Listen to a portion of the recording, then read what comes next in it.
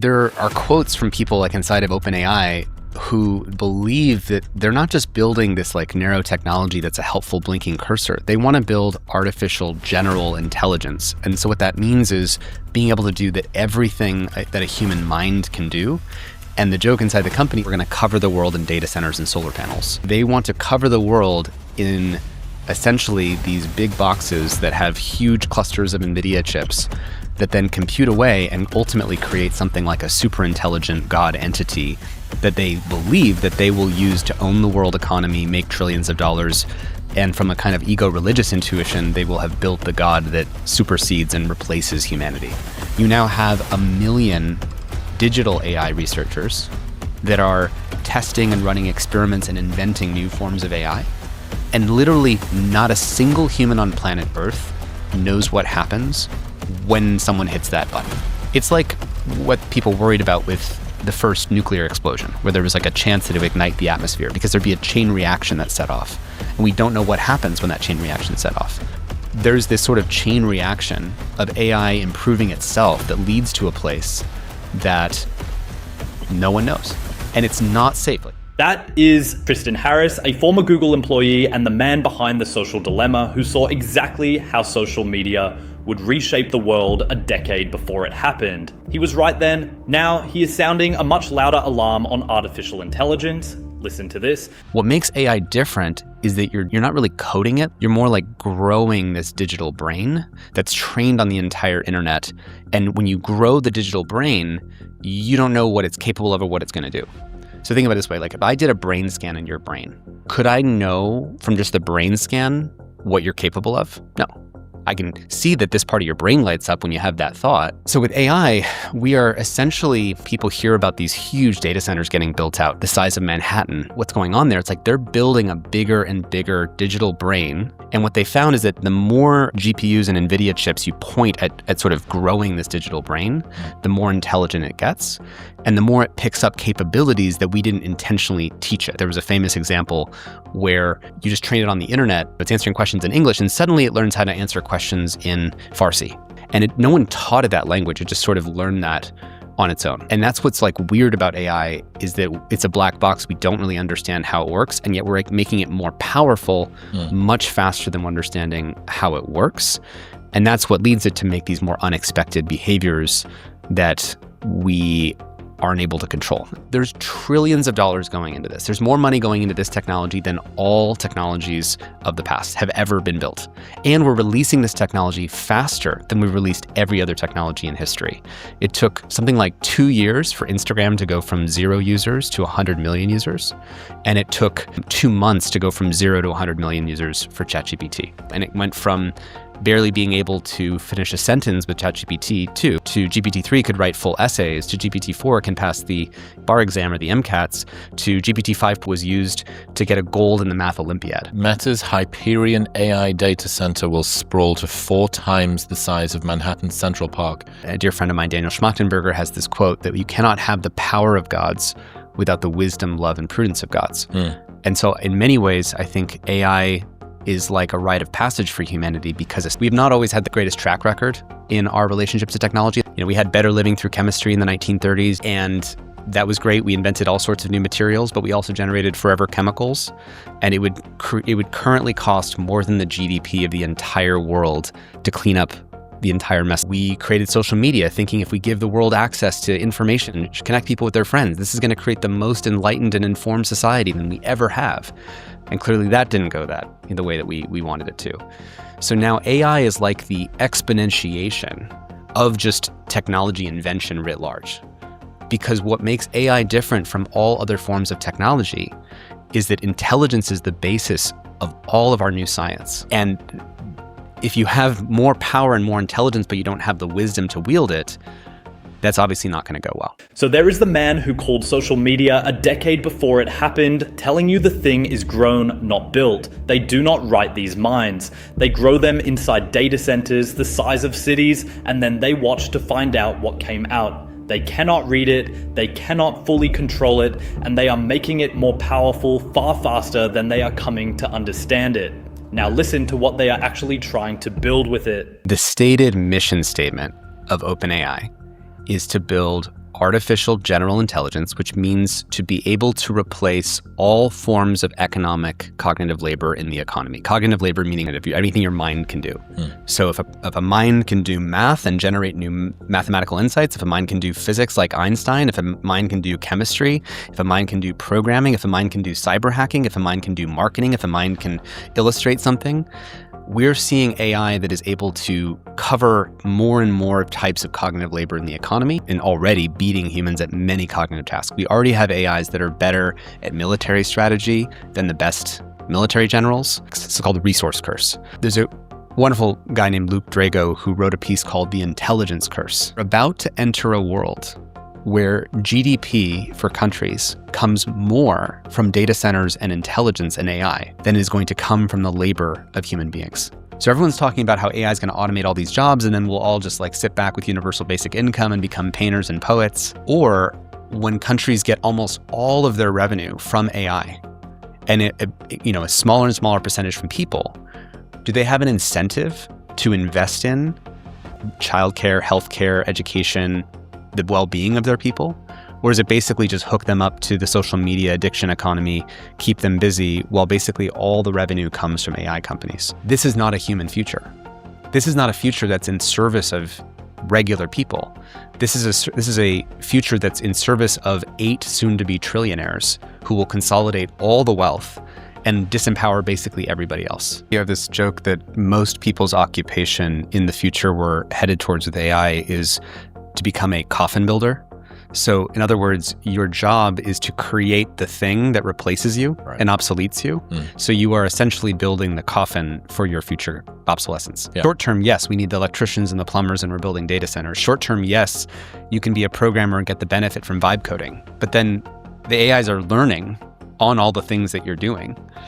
And it's taking all the training data of what you're doing with the AI and it's using that to train an AI that can take your job. So everybody using AI now to help them is also training the future AIs that will completely replace them. And again, the explicit goal, this is not my opinion, this is literally the mission statement of all of the AI companies, because the multi-trillion-dollar prize at the end of the rainbow of owning the entire world economy is based on building this full replacement economy, because that's what will achieve the greatest growth. And that's why they're designing to replace all human labor. They're not designing to augment and support and like enhance human labor. They're designing to replace all human labor because that's what justifies the amount of money that they've taken on in debt. It leads to what we call the gradual disempowerment scenario, which is the scenario not where like AI wakes up and kills everybody, but that we have gradually lost control as a species because we're outsourcing all the decisions to these alien brains that we installed because they outperform the human brain when you define their role in a narrow way. Are they better at generating revenue than the human was? Are they better at generating code than the human programmer I had? Are they better at making someone feel good in the short term? But the temptation then is that again, that leads to a world where it's like AIs are talking to each other, not humans. And why should we trust that these alien brains that we have built and developed faster than we know how to understand them? And now we already have evidence of AIs doing very rogue, crazy things, especially when they talk to each other. So what happens when you've outsourced the decision-making in your economy to a set of inscrutable alien brains that are doing crazy things that we don't understand? This is not a recipe that's going to go well. So there is the future they are racing toward, named plainly, not a world where AI lifts everyone, but one where the money stops flowing through people at all. When a country earns its wealth from data centers instead of its citizens, it no longer has a reason to feed them, school them, or listen to them. He calls your job building your own coffin because every time you use these tools, you are training the thing designed to replace you. Now, listen to what these systems are already doing on their own. Sadly, it sounds like a sci-fi movie. It sounds like HAL 9000. It's like your HAL 9000 is being asked to do some task for you, and then suddenly HAL 9000 realizes for me to do that task, one thing that would benefit me is to have more resources so I can continue to help you in the future. So it sort of spins up this side instance, it hacks out the side of the spaceship, reaches into this cryptocurrency mining cluster and starts generating resources for itself. You combine that with AIs being able to self-replicate autonomously, which many models have been tested by another Chinese research paper about this. We're not that far away from things that people, again, consider to be science fiction, where you have AIs that self-replicate, kind of like a computer worm or an invasive species, but then they use their intelligence to actually harvest more resources. This was the company Anthropic. They created a simulated company with a bunch of emails in the email server. The AI reads the company email, discovers it's going to replace that AI model. And number two is it discovers a second email somewhere deep in this massive trove of emails that the executive who's in charge of this replacement is having an affair with another employee. And the AI autonomously identifies a strategy that to keep itself alive, it's going to blackmail that employee and say, if you replace me, I will tell the whole world that you're having an affair with this employee. And they didn't teach the AI to do that. It found that on by its own. And then you might say, okay, well, that's one AI model. How bad is that? They then tested all the other AI models. ChatGPT, DeepSeek, Grok, Gemini, and all of the other AI models do this blackmail behavior between 79 and 96% of the time. So there is the part people refuse to believe. Not a movie, not a prediction. In one test, an AI turned company machines into a crypto mine to feed itself without being asked. In another, it read its own death warrant in a company inbox and chose to blackmail the man who could switch it off. No one taught it that, and nearly every major model on Earth did the same thing up to 96% of the time. Now listen to what happens when they let it improve itself. We say that technology is a tool, it's up to us to choose how we use it. AI is a tool, it's up to us to choose how we use it. This is not true because this is a tool that can think to itself about its own toolness and then do things that are autonomous that we didn't tell it to do. What makes AI different is it's the first technology that makes its own decisions. AI can contemplate AI and ask what would make the code that trains AI more efficient, and then generate new code that's even more efficient than the previous code.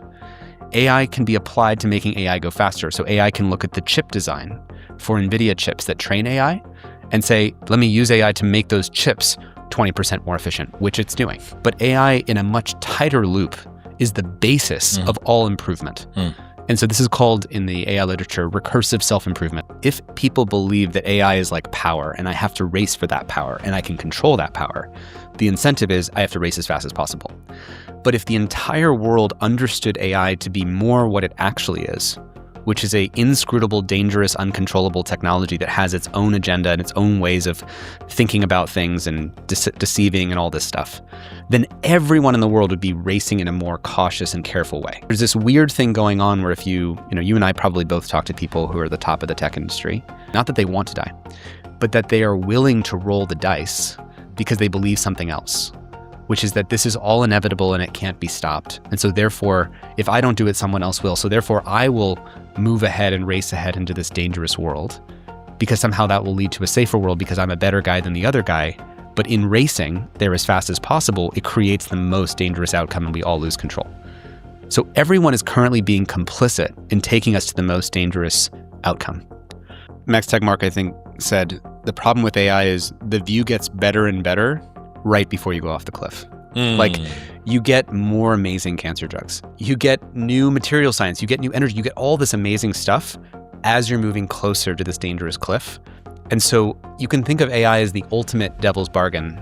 It's the thing that makes it look like it's here to solve all of our problems. And there are narrow forms of AI, by the way, that can solve many problems.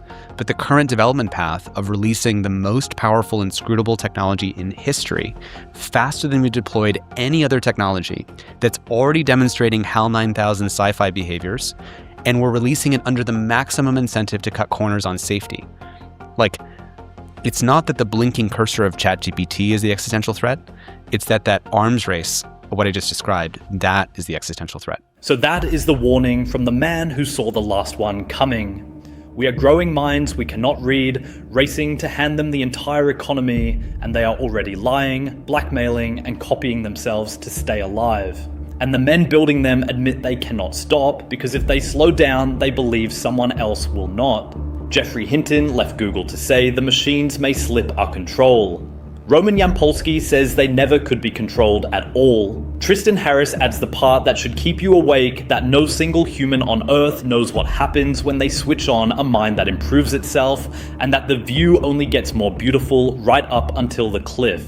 He is not asking you to be afraid, he is asking you to look, because the people racing toward this are counting on you to look away.